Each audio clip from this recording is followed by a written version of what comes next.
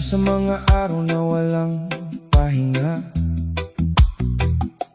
sa mga gabing gising pa rin ang diwa, sa dami ng isip na sabay-sabay,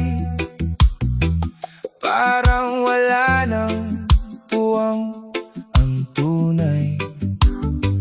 Mga ingay na di mapatahimik, mga tanong na paulit-ulit, kaya pinili kong humakbang muna, palayo sa gulong ng karamihan. At habang marahan ang paglalakad, may kung anong unti-unting nagliliwanag sa dulo ng katahimikan.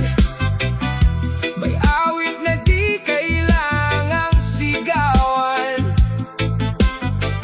may hangin marahang yumayakap sa pusong matagal ng sugatan. Sa dulo ng katahimikan, may pag-asang muling matatagpuan.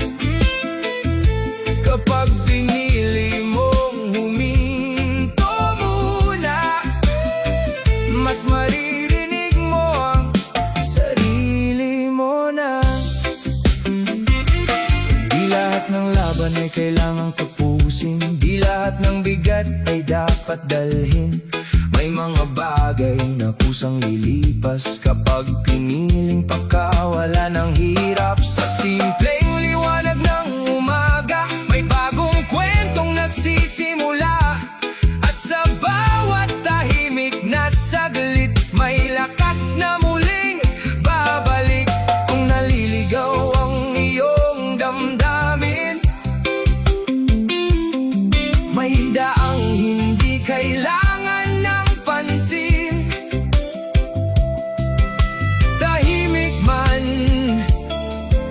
mabagal man, doon ka muling mabubuo ng tunay. Sa dulo ng katahimikan, may awit na di kailangang sigawan.